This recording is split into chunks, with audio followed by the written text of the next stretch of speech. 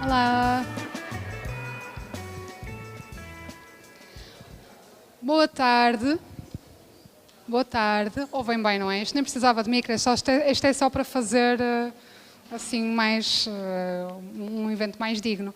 Boa tarde, bem-vindo a todas e a todos em mais um evento da Quarteirão Criativo. Nós já vamos a começar com um pequeno, ligeiro atraso, mas estávamos também à espera que todas as pessoas acabassem de fechar as lojas e os seus negócios e viessem ter connosco. Esta primeira parte é uma introdução muito breve, como habitualmente nós costumamos fazer, e uma palavra de boas-vindas a todos e a todas que estão cá.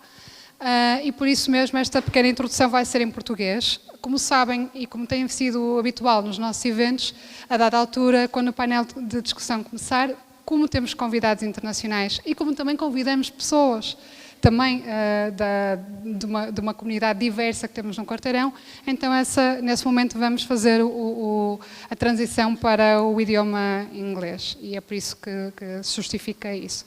Eu vou começar por dar as boas-vindas, porque eu já me sinto em casa, não é?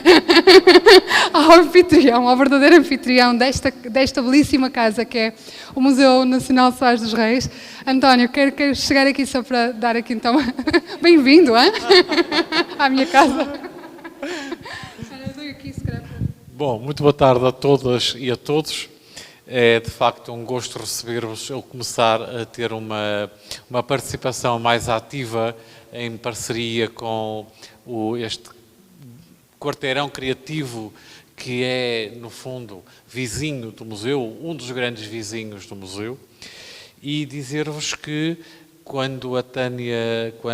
aliás, este desafio ao Quarteirão de Bombarda tem sido um desafio que eu tenho tentado levar quase desde o primeiro momento em que vim para o museu. Eu estou no museu há pouco mais de 2 anos e, desculpem, logo no início eu achei que era de facto essencial que houvesse uma abertura e uma relação muito direta entre o museu e o Quarteirão Cultural de Bombarda, porque nós estamos todos a trabalhar no mesmo departamento, nós estamos todos a trabalhar com arte, estamos todos a trabalhar na perspectiva de valorizar um território e quanto mais nós conseguirmos cooperar, mais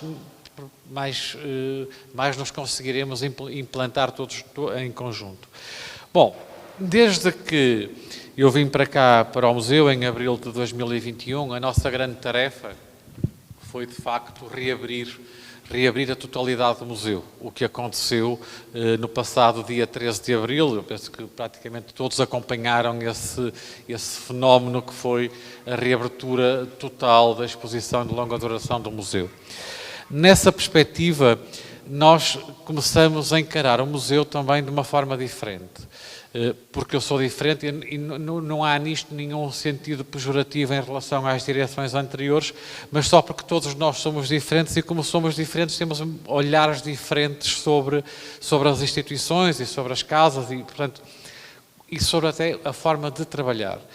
E eu acho que o Museu Nacional Soares dos Reis, embora sendo um museu nacional, não se pode dissociar, em primeiro lugar, da comunidade mais alargada e também desta comunidade de proximidade que é aquilo que nós chamamos hoje na museologia a nossa comunidade patrimonial, que é a comunidade da envolvência. E, portanto, nós começamos a trabalhar com 2 lemas, ou procuramos implementar 2 lemas que estão na base do nosso trabalho. Primeiro, assumindo o nosso papel de instituição pública. E se nós somos uma instituição pública, temos de devolver às pessoas o investimento que é feito pelo Estado na instituição.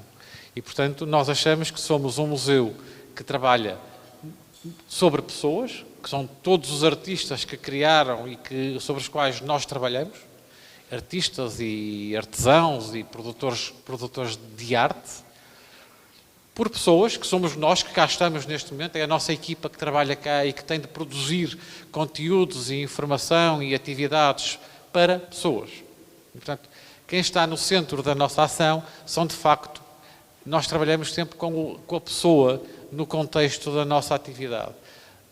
os que nos precederam, os que cá estamos e a quem nós devolvemos o nosso trabalho. E, portanto, este é um dos nossos statements que queremos continuar a implementar e, nesta perspectiva também, queremos ser um museu que, apesar de pensar contemporâneo e global, quer agir a partir do local. E, portanto, nós não queremos deixar de discutir os grandes temas da contemporaneidade, mas discuti-los a partir das nossas coleções artísticas, das nossas coleções, portanto, a nossa coleção há de ser sempre o mote do nosso trabalho, e a partir delas interagir com a contemporaneidade, a partir deste meio onde nós estamos e depois espalhando-nos para o país e o estrangeiro, porque também temos uma missão de internacionalização, não só das coleções, mas acima de tudo dos artistas que nós temos a obrigação de promover e de difundir. E, portanto, nós temos procurado ao longo deste tempo, além de fazermos as nossas atividades, ter algumas atividades que sejam atividades participativas e participadas. Portanto, nós criamos um ciclo de exposições que se chama Depositório, e, portanto, que no fundo são exposições que têm curadorias de pessoas totalmente alheias ao museu, e, portanto, não queremos que tenha nenhuma ligação à perspectiva histórica ou artística da coleção, mas que se prendam com visões externas e autónomas e diferentes, que já passaram por médicos, já passaram por alunos das faculdades da Universidade do Porto, e que nós estamos agora a começar a trabalhar, por exemplo, com cozinheiros, que estão a olhar para as nossas coleções e a fazer duas coisas: preparar algumas refeições contemporâneas a partir das obras de arte do museu e também criar uma exposição que de alguma forma relacione a gastronomia com o objeto artístico numa leitura não de historiador de arte, porque essa nós já sabemos qual é, mas de leituras externas. E, portanto, este ciclo que nós chamamos de depositório é importante na perspectiva da aproximação também das pessoas à coleção do museu. E uma coisa tão simples como a escolha da peça do mês que nós fazemos através de votações online, que de alguma forma também permite envolver de alguma maneira o público da nossa atividade. Procuramos também fazer algumas atividades de aproximação, essas muito aqui ao nosso quarteirão, e desde logo 2021 começamos a assinalar o Dia dos Vizinhos, que penso que já receberam todos também o convite para a próxima sexta-feira, não é? Quinta-feira, dia 6, quinta-feira, exatamente. Portanto, que é um dia que nós dedicamos a todos aqueles que estão à nossa volta, e, portanto, porque chegamos rapidamente à conclusão de muita gente que trabalhava há 5, 10, 15, 20 anos aqui no entorno e nunca tinha entrado no museu, nunca tinha tido ou a curiosidade ou a possibilidade de entrar no museu. Fizemos um trabalho que estamos a fazer um trabalho com o Hospital Santo António, que nos parece que é muito relevante. Nós já entramos com reproduções das nossas coleções em todas as salas de espera do hospital, nestas duas unidades, e também na área de oncologia aqui do Hospital de Santo António.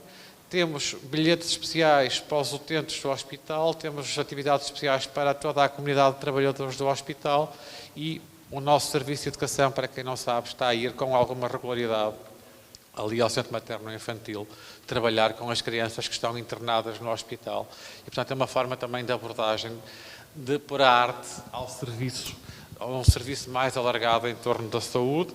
E, nesta perspectiva, também convido-vos, nós estamos agora também iniciamos hoje a divulgação de uma exposição de arte bruta que vamos inaugurar no próximo dia 13, de quinta-feira a 8, que é uma coleção extraordinária de dois colecionadores, que provavelmente muitos de vocês conhecem, que está sediada, depositada em São João da Madeira, mas que será, se calhar, a maior exposição que eles fazem em Portugal, numa relação também com a coleção do museu. Portanto, serão cruzadas peças da nossa coleção. É uma exposição que sucede na temática à exposição da Aurélia, porque é a autorrepresentação, continuamos a trabalhar a autorrepresentação e a importância da autorrepresentação através da arte. E, portanto, estamos aqui a tentar encontrar mecanismos de aproximação desmistificar de alguma forma o acesso ao museu, portanto, transformando o museu numa instituição que eu, numa primeira entrevista, disse que gostava muito que fosse uma praça pública, na perspectiva de ser mesmo um sítio de fruição democrática, um sítio onde as pessoas podem vir fazer muitas coisas, não têm de vir sempre ver exposições permanentes, nem podem só vir beber cerveja, como nós fizemos há 15 dias atrás, ou poderão vir daqui a algum tempo à essência do vinho, onde vamos também fazer no mesmo espaço. Portanto, transformando o museu também naquilo que é um lugar de inclusão, um lugar de sociabilidade. E, portanto, teremos também, não vamos anunciar já, não é, Tânia, mas teremos também alguns projetos muito interessantes, estamos a forjar alguns projetos muito interessantes com o Quarteirão Cultural de Bombarda, que logo que nós tenhamos concluído o processo, o anunciaremos e que de alguma forma promoverão uma relação de permanência entre o Quarteirão Cultural e o museu. E, portanto, e dizer-vos que também estamos um bocado, esperamos também que nos provoquem. Portanto, se nos provocarem, nós também conseguimos dar respostas que possam ser mais consentâneas com os vossos interesses. E, portanto, bem-vindos mais uma vez, disponham do espaço sempre que quiserem, que vos for útil, e nós vamos chateando a Tânia e as outras colegas da direção para tentarmos estimular esta parceria. Muito obrigado.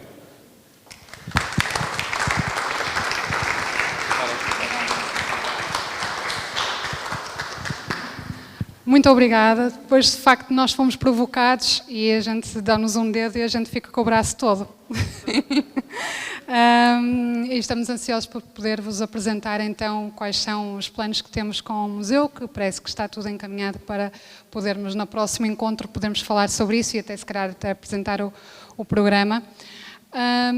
Eu não me vou demorar porque da outra vez, no último encontro, nós ficamos aqui muito tempo de barriga a dar horas sem comer, porque tudo atrasou um pouco, mas tenho sempre, isto é sempre assim, isto não, tenho que apontar para aqui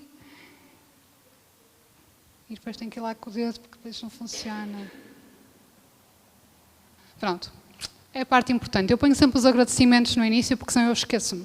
Pronto, este evento, tal como os outros, é fruto de uma produção imensa, de uma colaboração imensa entre vários agentes da comunidade local aqui do Quarteirão. O museu, de facto, e a sua equipa, as pessoas que trabalham cá no museu são incansáveis e de facto, facilitaram tudo o que planeamos para hoje. O evento é cofinanciado pelo programa Twin Hubs, European Creative Hubs Network e o Gotha Institute.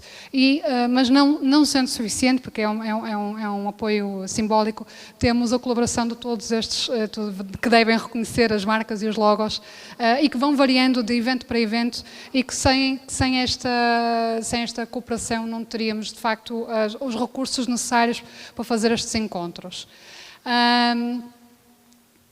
Isto está a andar ao contrário. O que não deixa de ser, então eu agora já percebi e vou andar ao contrário. Pronto. Ok, está a andar ao contrário. Depois tenho que explicar isto aos oradores.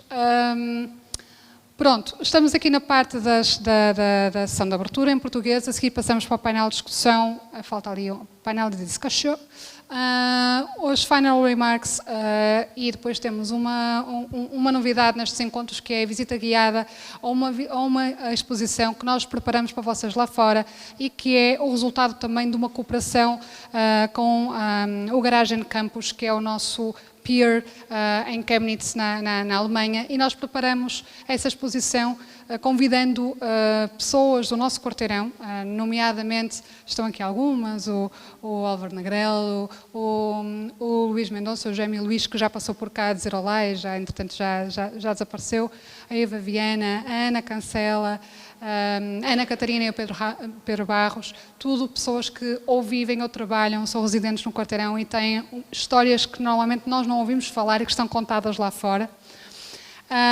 Este é de facto o programa que nos permite estar aqui e o permite, portanto, é um programa que culmina neste evento, mas foi um programa entre Bombarda e Garagen-Campus durante 8 meses que estivemos conectados.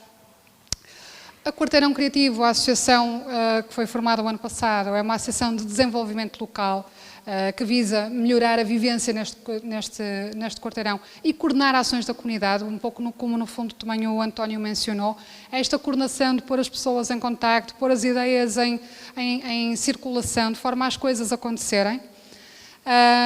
É uma associação que não é uma associação cultural, portanto é uma associação de desenvolvimento local, visa não só a promoção cultural do quarteirão, porque é a identidade portanto é a identidade do quarteirão, mas também o desenvolvimento ao nível social, cultural, ambiental e urbanístico e económico, não é? É muito importante para que todos, ou grande parte das pessoas que estão aqui têm de facto negócios aqui no quarteirão e essa é uma dimensão que precisa mesmo de ter a nossa atenção. Eu sinto que este evento é o fecho de um ciclo, porque é o fecho de um semestre, que junho só agora acabou, e na verdade nós neste semestre, fazendo assim em termos de retrospectiva, foi um semestre bastante ocupado. Nós fizemos, este é o 4º evento num semestre, este foi o primeiro convite que nós dirigimos à comunidade em janeiro, que movimentou, no fundo, pronto, estas são as imagens, neste caso foi o CCB que nos recebeu, e estas são algumas imagens, portanto, tivemos também colegas daqui do quarteirão a pôr música, tivemos uma sessão em que permitiu as pessoas estarem em contacto e conhecerem umas às outras melhor, porque nós passamos o dia todo dentro das nossas lojas e só entramos às 9, saímos às 7 e depois pouco tempo temos para estar com a vizinhança, às vezes cruzamos-nos pelas ruas e não conhecemos melhor. E também foram estes encontros, desde janeiro, que nos permitiram também complementar a auscultação que nós temos vindo a fazer, até para alguns projetos que vocês sabem que temos comunicado que existem e que estão à espera dos resultados, como por exemplo o Bombarda digital, e portanto foi também uma oportunidade de nós fazermos essa recolha. O Quarteirão Criativo, portanto, este foi o segundo evento, mais voltado para a inovação e colaboração. Outro evento que neste caso foi o Canal 180 que acolheu o futuro Canal 180 e os FAR vão se instalar aqui na rua de Miguel Bombarda, como sabem, e gentilmente cederam o seu espaço ainda em obras. E bravo aos corajosos que lá andaram entre obras e os buracos do chão para fazermos este evento, que também teve uma sessão de ideação e que andamos todos mais uma vez a tentar ligar os pontos entre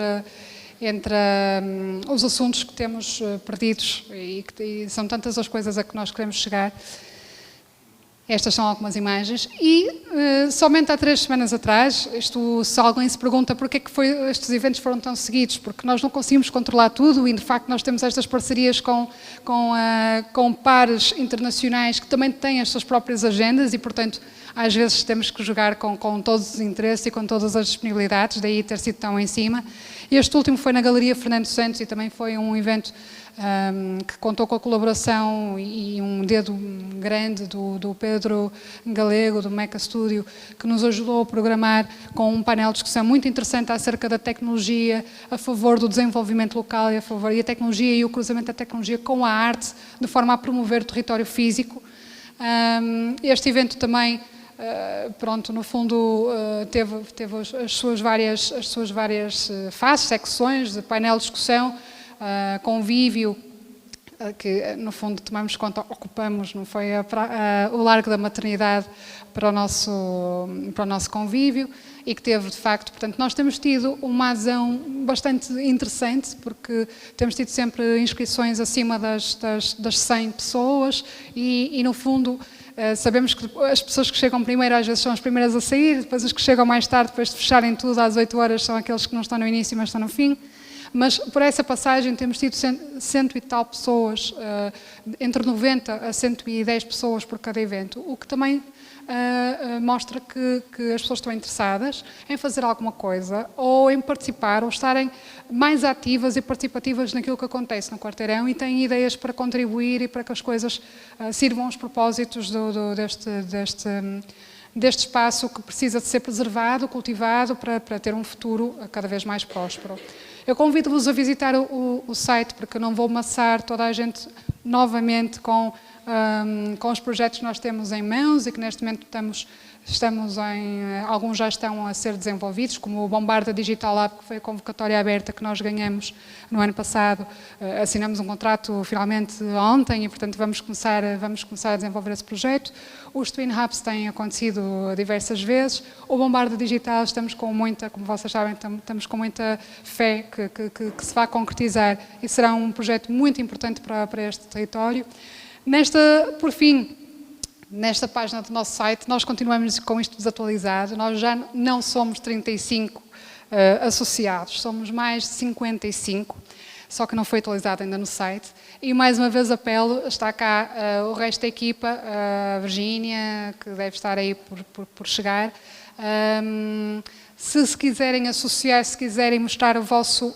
Isto mais uma vez, a associação só conta se tiver representatividade, se de facto as pessoas quiserem que isto aconteça, portanto não é um grupo de pessoas que vai agir sozinho e, portanto, a representatividade acaba por ser demonstrada pelo apoio das pessoas que se associam. E não é um apoio que tenha cotas muito elevadas. Vocês aí atrás, se quiserem sentar-se, têm aqui várias cadeiras aqui à frente. Tranquila. Eu tomei um semente e acho que não chega aí o meu... Mas, pronto, eu não vos vou tomar mais tempo. Este momento agora que segue é o momento em que eu vou passar para inglês. So this is finally my colleague Tina will understand a bit of what is going on, but she's been here for 1 week. Maybe you already saw her with a yellow plastic couch traveling between the streets of Bombarda. This crazy activity will be also explained outside with some pictures and some videos that we will show you outside. Just to finish also, and regarding our dear guests today, this is also an important day for us because I feel that this is the end of a cycle, a semester, but also end of a cycle that because of the presence here of the City Council for Economic, I will forget all the titles, but economics, finance, commerce, tourism, fiscalização, and a lot of, I will stop. But also a very important presence for us specifically because Ricardo was the one that opened the door for us for the Bombarda Digital project.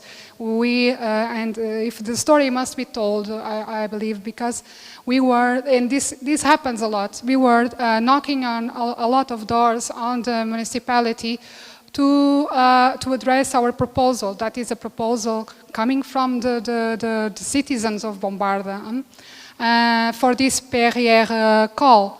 And we were knocking on several doors, all the doors that five or six people could knock.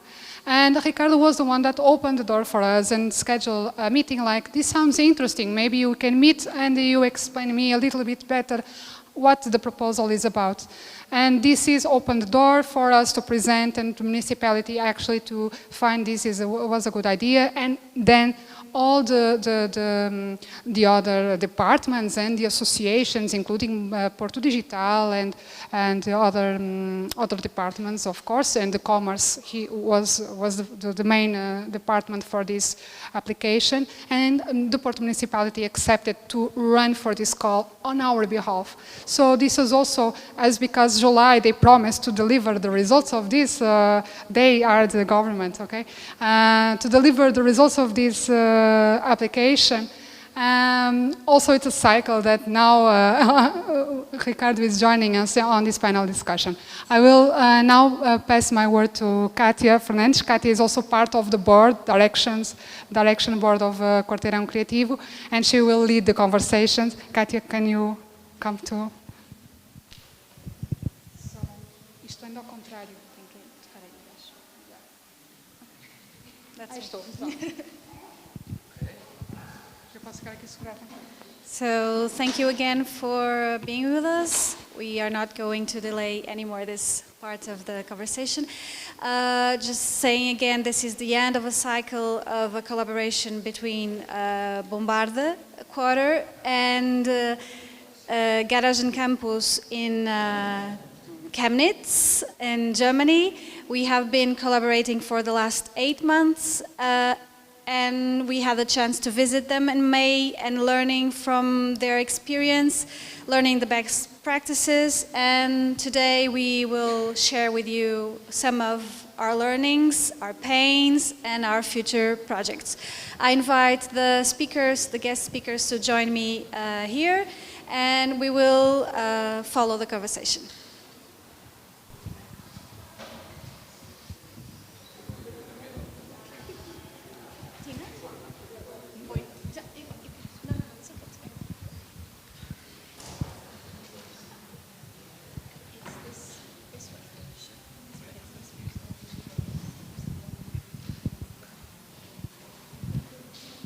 So, in this conversation, you will hear about citizenship involvement, you will hear about what factors make innovation flourish in communities like ours, like in Chemnitz, in the Garagen-Campus.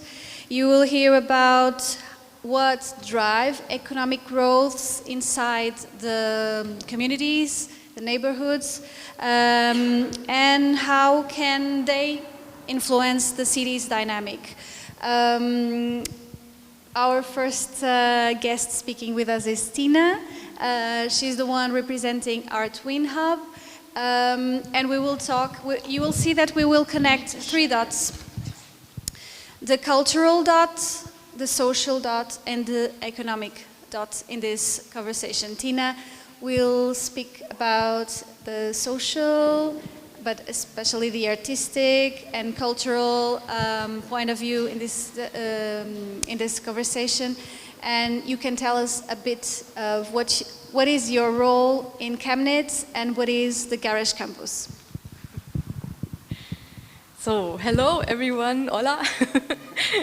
It's nice to be here. So, first of all, thank you that I can be here, and I enjoyed the last days really because I went through the neighborhood, had some workshops, had some great time, and I really like Bombarda, so I will come back again, that's for sure.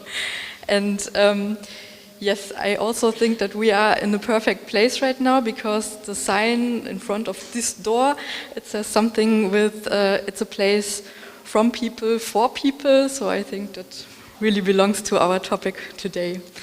So first I will introduce myself a little bit and then I will talk about the Garagen-Campus, which is a project in Chemnitz where I'm now working. So my background is I did an apprenticeship as an event manager, and then I studied culture and media education, and then I did my master thesis about the topic European Capital of Culture, because I'm also a little bit crazy about the European capitals of culture. Since 2009 I'm very interested in this topic. I also knew that you were Capital of Culture, I think it was in 2010, right? 2001, oh, not 10, 2001. Yes, so yes, that was my plan, and after that I really wanted to work also in a capital, European capital of culture. And Germany has a European capital of culture in 2025, so it's Chemnitz. No one knows Chemnitz, but it's maybe when you want to visit Germany, then you say, hello to Tina. In Chemnitz, it's in the east part of Germany, so it's a small city, and I think it has a lot of potential. And now I'm working at the Garagen-Campus. It's a project. It's I can show you. This is like the sign when you enter the Garagen-Campus. It's welcome to the Garagen-Campus. Is one of the 4 big intervention spaces for the capital of culture. So it is an old tram depot, and what you see over there on the screen, this is a huge place. It's about 5 football feet huge, so a lot of space. And also maybe to say that Chemnitz is the city with the most empty spaces in Germany, so that's very interesting also for people with the ambition to be creative. I think it's a very big opportunity. Here you can see it as well. So, and what we did is, or what we want to do, is to create a place where people experience, where people meet, where people learn from each other, and also where people create. So we started the work. So I work for a company, it's called Age of Artists, and we started the process by doing some research. So we started to try to find out what do Chemnitz need, what do this neighborhood needs, and so we found a little spot in this, in this huge space. It's a little bit like an abandoned space, so not all of the rooms are safe. So you can see here a room, there's usually no lighting, no heat, no nothing, but it's a space where we started our workshops. So we invited people to this place and asked the people, also institutions, cultural institutions, but not only cultural institutions, what do you think could be here? So, and then we invited people to come to us for several topics. They visited us, we showed them the place. So here you can see a little bit like our space. And we did workshops for several topics. Also, we had people online because we had Corona, and so we had to manage that. And then we tried a small artistic intervention. So this was the idea stop, and we will tell you a little bit about this later. But also this was a very easy way to get to people, to talk to them, to invite them, to tell me especially their ideas for Chemnitz and for this space, the Garagen-Campus. So you see here, we had a lot of people taking part of this idea finding phase. And after that, we wrote all of those ideas into a concept. So we had a huge concept. It was about, I think, 65 pages or so, because a lot of people really talked to us and gave their ideas. And so this is a little bit of the usage scenarios we have right now. So I picked a few of them, so because they are very important for me. It's one, it's called the Embassy of Europe, and one, it's called the Chemnitz City Lab. So we want to create a structure where also the city is invited to talk to the community and otherwise. So this is also a very huge topic. And then we have, for example, I chose them because I like the pictures, so it's the topic of mobility we have, because we have a tram depot, and also we have in this whole space, there's a tram museum and also a clock museum, so everything has to do with mobility and And so the other one is the bricolage, we call it. So recycling, upcycling is also one of those big topics, because we have a lot of stuff at the site, and we really have to manage the way of think about to recycle, upcycle, whatever. So, and that is a picture we have in our idea phase. There was an architect. He was very, he fell in love, I think, with the site, and then he did an architectural vision. And I think also this is a topic where also Katja and me, we talked a lot of that, because our space is a space, we have a lot of space, yes, but these big halls are more for everyone. And so we have no space for like renting shops or something like that. But to create this space, this is also an opportunity, and we really want to become like a European highlight, maybe also in Chemnitz. So this could be a very good option for that. So, and here you can see what we did after we finished the concept. We presented it, and then it was like a storm, because a lot of people came to us and wanted to do some events, some other stuff. And here are some impressions, what happened, because in a night session, for example, we did this. So young people, especially young people, came to us, wanted to use our abandoned places for video shootings and photo shootings, and all that happens also in night times. But it was very cool to see that there's a lot of people like reacting to the Garagen-Campus. So here we have also the topic of movement. So we have a lot of sports events and engaging the community as well. And here also examples. We had a graffiti workshop and kind of handcraft workshops as well. So it's I think you can't define what happens really in the Garagen-Campus, because on the one hand you have the electronic concert, on the other day you have the church service or a mass, so it's completely same, different target groups as well. But it's nice to see that we are so diverse. Yes. So these are a few impressions from the Garage Campus. And sorry, I was connecting. Just to explain that after a presentation, I will do 1 or 2 questions and we'll pass to the other guests, and then we will have the chance to open the mic for your questions if you want. Tina, in this case of preparing a strategy or a program like festivals, street interventions that have been shown to improve social cohesion and create this sense of belonging that we are always talking about, of us belonging to a community, to a city, to a project. How do you see these interventions and how they contribute for the urban regeneration of abandoned spaces, for example? And what strategies are you developing for long use term sustainability also with projects and spaces there?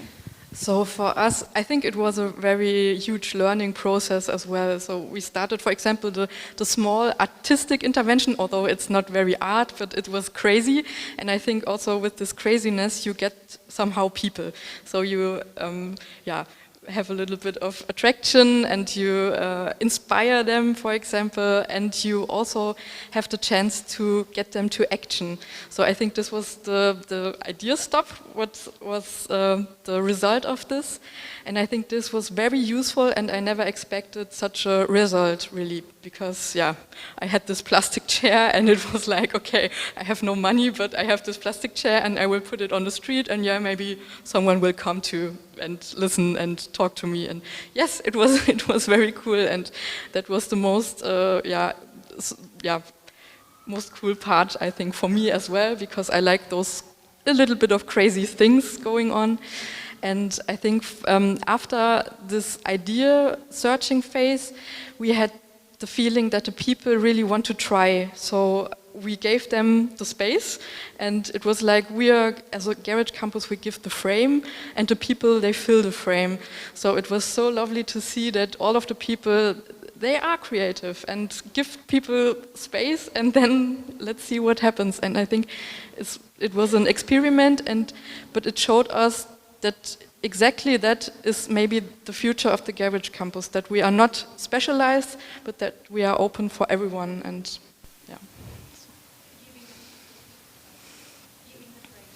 yes, giving the frame.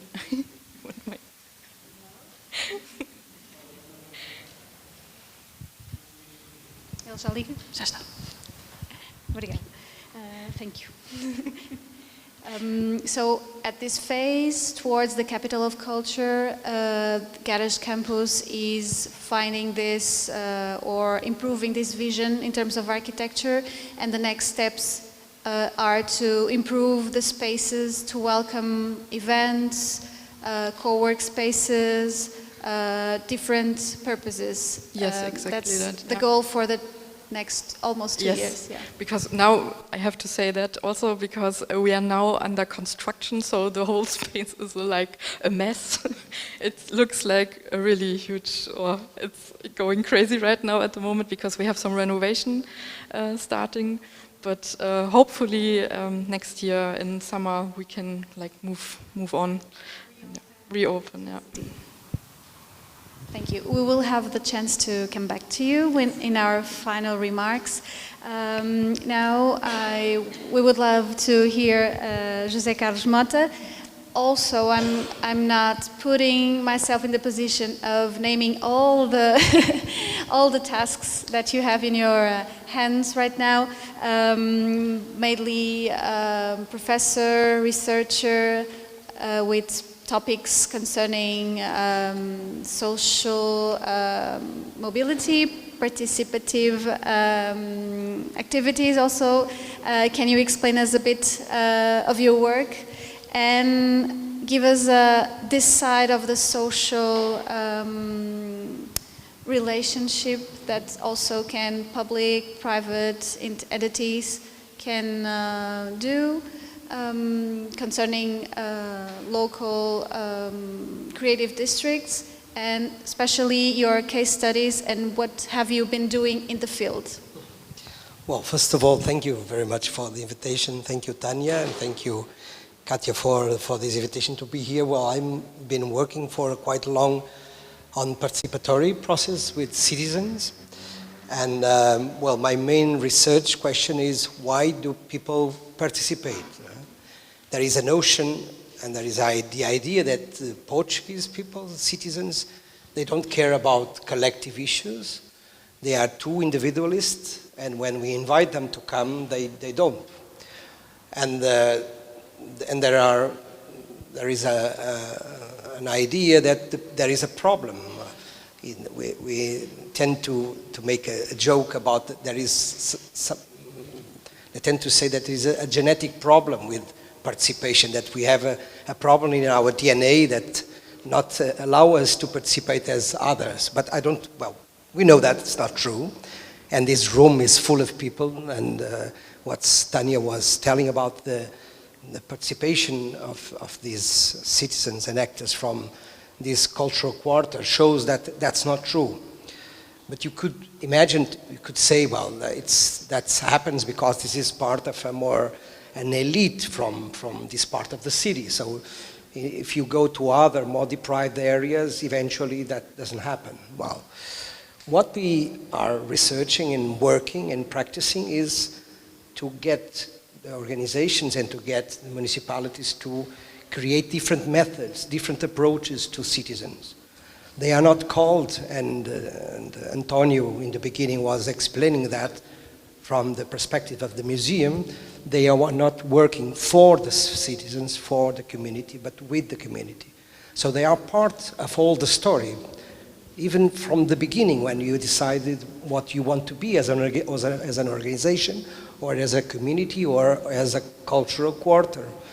So that's very important. And there is a topic, it is what I think that is crucial, is the porosity of organizations. So the ability to be influenced by others.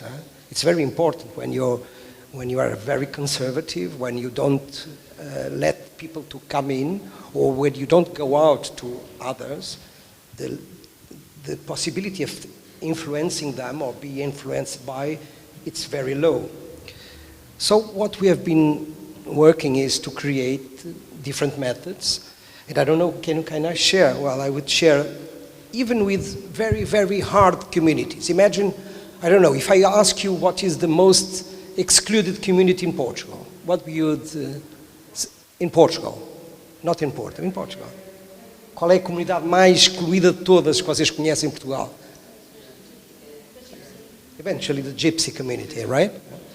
It is for sure the most, for several reasons, because they are poor, because they have problems with the integration, or they have a very specific model of living that is completely different from ours. They live in the street, they live in houses that are not adequate for them, but have a huge potential of social relation.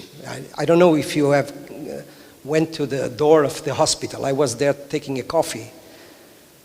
In front of the hospital were full of gypsies. Do you know why?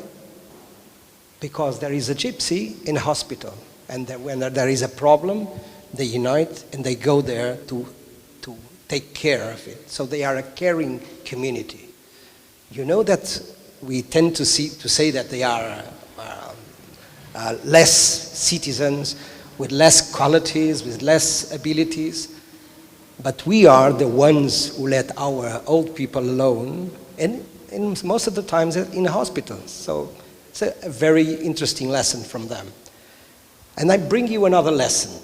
We are working with a gypsy community in Maya, and we went there to make a civic lab. It's a buzzword, a civic lab. So it's not a lab with white clothes, it's with microscopes. It's a lab in the community, inside the community. We don't ask them to come to the municipality or to the university. We go there and we work with them. And imagine that this community has, and this is very important, because if you can work with this community And this community, which is the most excluded, if they are part of, if they are mobilized to change themselves, we can do it everywhere. So this is the most hard ones to work, I imagine. And so we created this civic lab. We went with the Maya municipality. They are working with this. This is Bairro da Anta, and close to Castelo da Maia. So it's in, and they are, as you can see, this is the image. And we went there for the first time. It was like this. A lot of rubbish, a lot. It was unbelievable. The houses, they have wooden houses. Most of the cases don't have doors or windows because they were destroyed. So they have problems, health problems. Imagine the kids have problems, asthma problems and other. But this creates an image that they don't know how to care. But nevertheless, this is a social housing neighborhood. And what we tend to do with these communities is we tend to, and the first time it was really hard, we tend to talk to each other, to do what participation is about. It's not about talking, it's about listening. So we listened to the problems, and for several reasons, several weeks, we went there, we tried to understand their particular histories of life. We have to talk to each family separately because they have very hard stories. They don't, in most of the cases, they don't want to share with others. And we managed to do a plan, okay? A plan of the transformation of the neighborhood and eventually also the transformation of themselves. This community, and I will bring this example because the young people with 20, 21 years, they don't know how to read. So they will not get a job, they will not have a driving license, so they will live forever depending on the support of the public state or about other types of business and not good business as you imagine. But what is very, very important was to create a bond with this community. So it's very important as a learning process. I'm bringing this is completely different from your environment, but it's to show how we can work with communities with this condition and how we can have a meaningful process. So we decided to change and to clean, to do some benefits in the public space, and of course to organize some community services that they could benefit. So in the first after several weeks, we decided that we should clean the neighborhood. It was the first sign that they would give to the municipality, to themselves, that it was important to change. And one Saturday morning we went to the neighborhood. We came from Aveiro to clean, and we went there. They had already done it, everything. They had cleaned everything. So what happened? At the end of the day, we asked the municipality colleagues, and they say they wanted to make a surprise to you. They wanted to make a surprise for the group of the Monday group. So they call us the Monday group because we went there all the Mondays. And was very powerful. So they were committed to give the example. And you know there is a common idea about the gypsies that they don't work. They don't want to work, they don't like, so they are lazy people. So this was really, really powerful.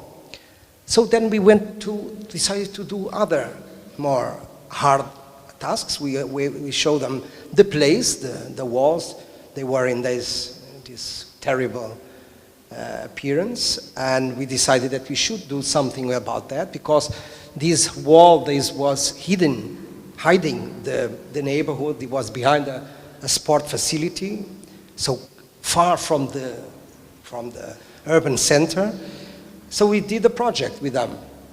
We decided the colors with them, and then we decided now we asked for the approval of all the citizens. So we did only this with some of the neighborhoods members, but also with the approval. So, and then we decided to paint with them. They were the painting. We painted the first the first white wall, and that we didn't manage to do it on the same day, and we were decided to come the next day, but they say don't come. We do alone the rest, and then 1 week after we went there and we painted, and we painted, and we painted, and this was and this wow we had. Okay, we painted, and in the end they had all a collective picture showing the example, and they were so happy to show us that they did it. They did that by themselves. They didn't that because of us or because of the... So this story about the power of doing things together, I think this is the most important lesson that you can get from this. And this is important that we can do this in our small neighborhoods. We can join efforts, we can have this perspective of changing our lives. Of course, this was only superficial change. We have to do other types of change, interior change related with the health, with the employment, with education. But this is the beginning of other change. If we could do this, we can do the other step. So that's why it's important. And here also comes the concept of sustainability. Because sustainability is also how can these processes can continue and are not done just once because you intervened in the space. How can we ensure that these local communities, no matter their origin, are actively involved, consistently involved, and with a common ground and a continuous process? How it's possible? There are tools, there are... Today in the afternoon, Hugo, a gypsy boy, he called me from Facebook. He doesn't know how to write. When I send him messages, he record a video, say, I don't understand, please record me a video. And today it was... I don't know. Sometimes he calls me to tell news about, because we ended the part of the work 3 months ago, and he called me for one reason. He told me the municipality is coming to work in the neighborhood again, and do you know what they are doing?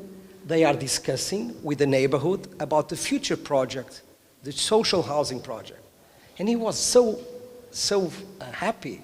Because he knew that all the process that he had begun from several months ago now is making the final transformation, a very important transformation, which is the housing. So the sustainability perspective is the idea that this change must continue, you must do it.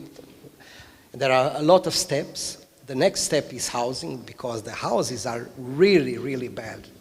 Imagine the bairros da Lata, no? So these are like this. So the most fragile house that you can imagine. So the house is important, but this is not enough. The next step is to give them a perspective. I will call it the idea of a narrative of hope. And the narrative of hope is to look at the education, because Hugo, he is 21 years old and he doesn't know how to read. And now he says, I want to go back to school because I want to take the driving license. And I have to know how to read, because he knows that you have to read the signs and everything. So it's important, because this is the beginning of a profound and a very deep transformation that you have to do.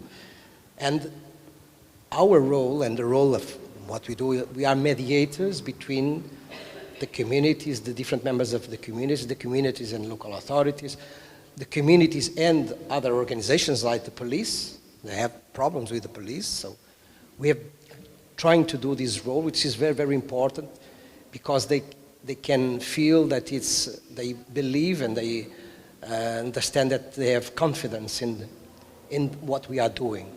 And this is crucial, because they are living in the edge, you know. Tomorrow they can be invited to something really, really bad. Imagine to steal something, or because they don't have money for their. So this is very, very important, how you can give them hope. Otherwise, if you don't have hope, you have nothing to lose.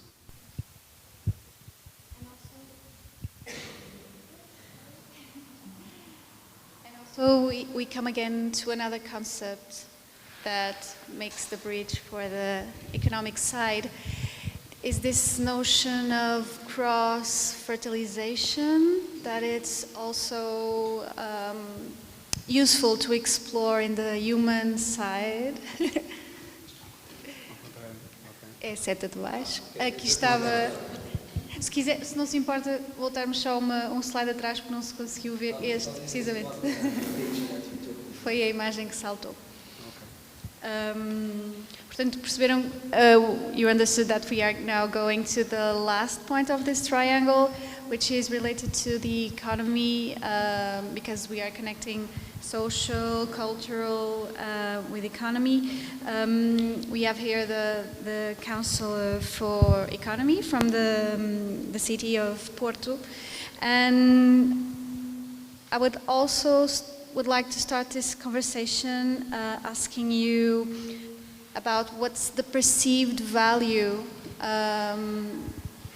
of these creative districts for the municipality vision for the city in terms of growth, tourism, cultural participation. Can you talk about it? Yes, I can talk a little bit about that. So, first of all, thank you, Tanya, for the invitation. It's an honor to be here in this place with an honored guest from Germany. So basically, the first thing that I have done when I have taken office and when I have taken the economic development of the city was to talk with João Vasconcelos from Canal 180. It was the first guy that I have talked to. And we have the meeting, and the next thing that I have done is gone to make a trip to Copenhagen and Malmö to understand how things work there. So basically, I think that I have answered your question. So basically, the starting point was to see how we can bring economic development to the city, but basically giving a purpose and a narrative. And basically trying to scale up our, let's say, assets that we have in the city. And we know that we are a city of creative people. We are the city of art. We are the city of history. We are the city of freedom. And this is very, very relevant if you want to be on the forefront of the economic development of the 21st century. I think that it is the best moment to live is today. It's much better than tomorrow, and than yesterday, and tomorrow will be better than today. I think that we are very negative, but really, really we are making a big change on the way we lived as a community. I'm talking about the world. We have a lot of problems, of course, but throughout history we have a lot of problems. I think that the most relevant thing that we have done is that we are putting people first, for the first time ever. And we are building a structure of governance where people are able to be participating in the process. Of course, that's dependent on the political power, of course. I really believe that democracy, liberal democracy, is the proper way of doing the governance of cities or countries, and Porto has this kind of DNA. We want to have a multifunctional city. We want to have a city that is not dependent on one particular factor, one particular sector. I think that when you look at the way we have been managing the economic development of the city, and of course all of the time we have our critics, and a lot of people are saying this is not going well. You have a lot of tourism. You have a lot of.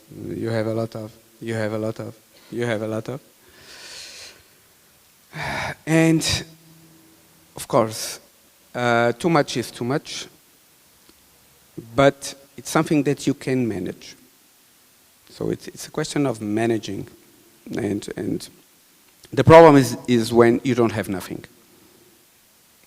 Okay, so I think that on the middle, okay, so you are right on the middle. Not too much, not killing sectors, not killing the entrepreneurship side of the city, not giving that kind of prohibition things that I think it's the most easy thing that you can do is to say stop it. We don't allow you to make it. The most difficult thing is to manage, is to try to put things in a situation where people understand. I will give you an example in terms of tourism. People say that you have too much tourism in the city, you have too much Airbnb in the city. And that's a problem. And that's a problem because you have problems in terms of housing, etc., etc., etc. And I say, yes, but the problem of housing, it's before tourism. And why? Because you have cities with no tourism, with problems of housing. So you have it. So we have different layers in terms of problems, and we need to solve it. And to solve it, it means that you have a problem of housing, you should do housing. It's not that you should make a prohibition on something. So let's try to make it. So, and we have done it. Okay, so nowadays, for you to have an idea, we have 200 apartments in the city that basically, and people say only 200. Yes, only 200, but we are the biggest in the country. So we have 200 apartments that are now on our affordable housing program, and we have been able to do it, okay? And we have close to 1,000 houses that will come to market on the next 2 years here in the city, and we have tried to manage the problems of tourism. So we have a regulation in terms of the short-term renting market, where we have basically tackled the situation in parts of the city where you think you have too much. That's the idea. If you have too much, you need to manage it. And in other parts of the city, you will still allow it to make it. So saying this, and I will go to the Bombarda. Why? Because Bombarda for me, it's let's say it's only 0.5% of the city. So it's Bombarda is 0.5% of the city. And we are engaged in area. No, and I will talk about that because area, it's completely irrelevant because we are the 10th smallest city in the country, in the area. Okay, so we are the 10th smallest, but we are the biggest in Seoul. It's completely different. We are the biggest in Seoul. And the question is your impact, because you go to Denmark, they are small? No, they are big. You go to the Netherlands, they are the second exporter of agriculture in the world.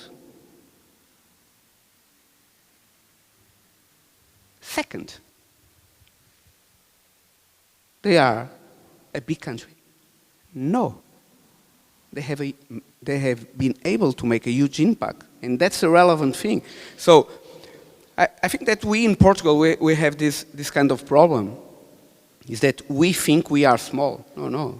We can be very big. It's not a question of the size of your country that is relevant. It's how much you are able to impact things in the world, how you can make things differently. And I think that's a relevant thing. So, and when I look at Bombarda, what I see is this. What I see is that you have been able to make it on your own. And I'm a liberal guy, so I really believe on this kind of organic things. So you have been able to do it from yourself, okay? And you have created something. And so you have been able to build it, okay? And it was not an order, it was not imposed, it was not made from the city giving you something. You have been able to do it. So when Tanya has approached me, I said, of course. Why? Because it's relevant. It's something that really, really we need to help, in the sense not to give, let's say, money. It was not a question of the participation of people on the process, And I think that's it's the question of helping each other to build a better community. And the city is a place where you find different communities with very different ideas, very different goals. And we should manage all of the communities together, okay, in equilibrium, okay? And so this creative district for us it's so relevant that we have put it, creative industry, as a pillar of our economic development plan of the city. We have put it on the economic development plan of the city. And so we want to help this sector, okay, to grow, because we think this is very relevant for the new economy, because for tourists, of course, but not only for tourists, it's a question of quality of life, you know. It's the sense of purpose, it's the sense of building something that people feel it belongs to the city. If you don't have creative industry, what you have? You have a museum, you have what we call the hardware part of the cultural, so the buildings. But what is really, really relevant when you go to a place is what people do on that place. What people do. What they are able to give me. What I can bring. That's creative industry. And so we really believe on that. So we will make a huge investment on a relevant part of this creative industry that's connected to João and Canal 180. So, and why? Because Porto has lost a lot of economic power because we have lost a lot of media capacity here in the city. Basically, all of the medias are in Lisbon. All of the TVs are in Lisbon. Portugal is basically Lisbon-centric. Basically that. You turn your TV and you have 99% of the news are connected to Lisbon. If you have a flood in Lisbon, it's a national problem. If you have a flood in Porto, they don't talk about that. If you have a festival music here in the city of Porto, it's a local event. If you have Ótimos Alive in Oeiras, it's a national event. This is a problem, yes, but we can resolve it. How? Bringing to the city, to the region, the assets. And we will make it. Because we need to have that kind of digital media assets here so that we can build content that are connected to the city, are connected to the region, so that we can make a huge impact in terms of the economic development of the city.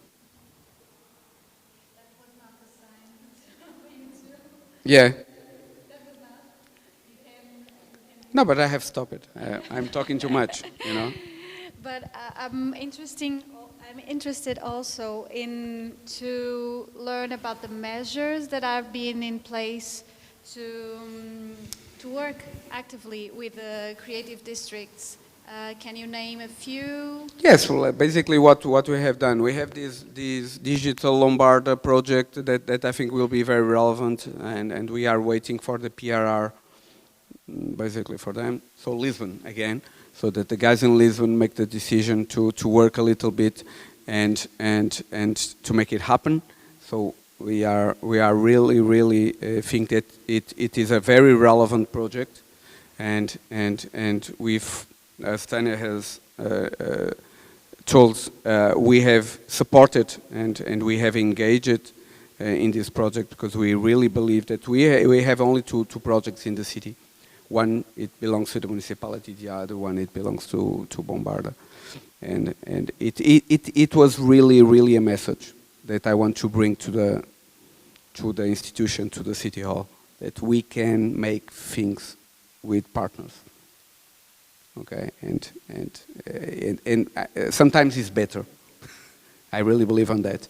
It's better to make it with partners than to make it on our own. and that's relevant. The other things is the way we have engaged in commerce. So we have our project Shop in Porto, that is a digital platform that we have invested a lot of time, a lot of effort, a lot of money. Again, I think that we are the only municipality in the country to have this kind of idea of supporting commerce and traditional commerce. Well, I don't like to talk about traditional. I like to talk about local commerce.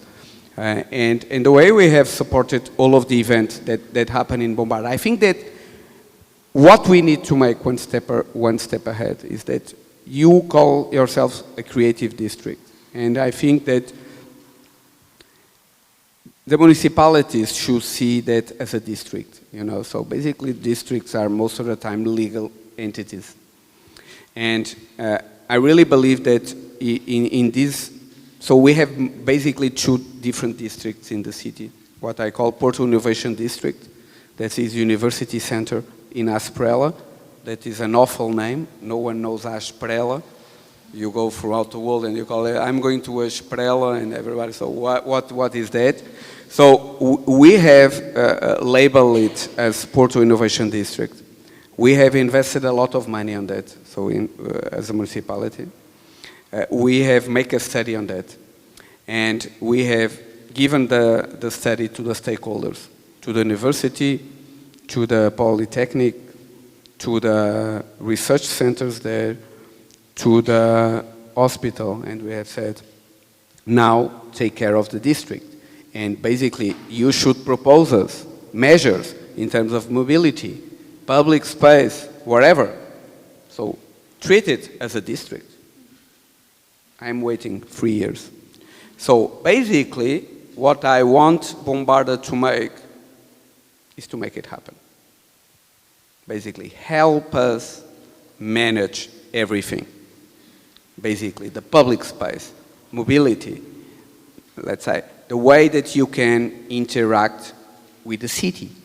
Because you are part of the city, you have your own problems, your challenges, and we need to understand that, but we need to give you the power. So basically, it's something that I think we lack, that kind of let's say, structure where you have this inorganic district that it's something that I think we as a city, an open city as we are, I think that we need you to be our case study. So we need to prove that it can work, and it will be better for the district and for the city, and I think that we need to make it. And do you see a possible positive replication in other districts in the city? What should we expect also? Not just be mediators in the process, what should we expect in let's say relation it's a question of vision, and let's say I really believe in bottom-up process. So I really don't like to say what it should happen. We, as leaders in a city, I think that we buy good ideas. That's the way I see myself. I buy good ideas. I help them to grow. I enable them, and I think that's really the purpose of someone that is managing a city. It's let the city define. Of course, we should have a big plan, a big idea, of course, okay? But if you think about what the good things that happen here in the city, that's the Movida thing, why it has happened. It was an organic thing. After that, we, as a city, we have been able to structure it, to put rules, to define certain things. But at the beginning, it was not the city to say, you will open in this street the bars. Completely stupid. It should be organic. You should let flow. okay? And after that, it's just like a startup. If it is able to scale it up, we are here to help it. Because you have passed the first phase, so you are scaling it up. It makes sense for us. We are here to help. So I really believe on that thing. So what will be the next? We need to be challenged by someone. What I really believed is that Bombarda needs to be our anchor. Because for us it's very relevant as the way we see the city, because it's the connection between the city center and Boa Vista. So for us this area is very, very relevant because it makes this connection between what we call the river side and the upper side of the city. And Porto is a 15-minute city. So we have been there throughout history. So we don't need no one to teach us what is a 15-minute city, because we are walkable. We have human scale. What I think it's the most relevant thing that we should make here in the city is to be able to scale up our local assets, to build a narrative besides, let's say, investment. Thank you so much. Cannot thank you enough, all of you, for this conversation that we had. I now open the possibility of some questions to our guest speakers. If someone has questions, I know it's late. Yeah. We would just like to take this chance to make some final remarks about our collaboration before closing this discussion panel. This has been a, what's the actress says, I'm not gonna cry, you are. It has been a very fruitful collaboration with Chemnitz and with the Garagen-Campus and with Tina. When we visited, Marina and I, in May, the city, we noticed one important word in this several-month collaboration. It was trust. And this gives us the starting point for the next steps. You will see soon some of the results of our collaboration with Chemnitz and the future capital of culture. But mainly, thank you. But mainly what we found is that we have more things in common with a city so far from us than things that makes us apart.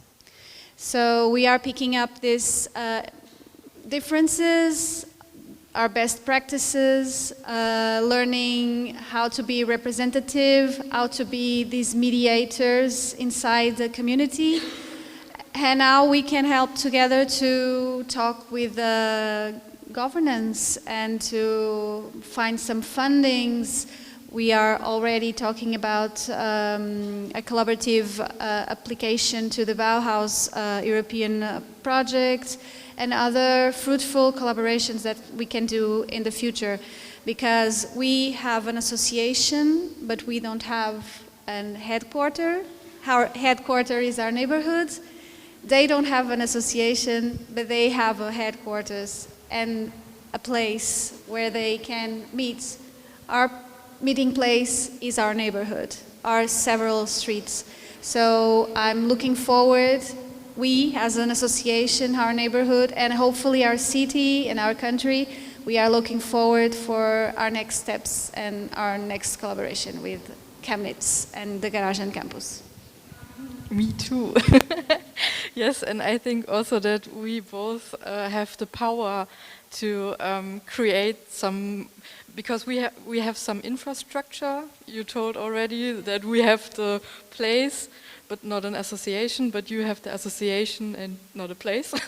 But this is somehow we build an infrastructure, and for that we have the best opportunities to get the social infrastructure started.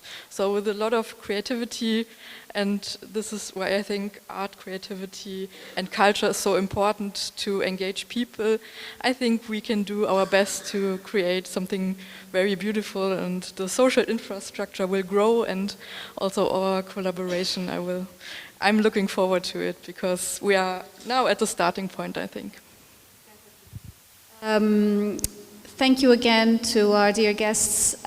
We invite you to the next step of our event. We have for you to discover also a collaboration with Chemnitz. We have 5 untold stories from each side of us, not us, our quarter in Chemnitz as a city. We invite you to discover the objects and the stories around it. You'll find it outside, so let's gather, let's drink, let's talk, let's eat, and let's connect. This is all about connection and a social umbrella with creativity. Thank you so much for being here.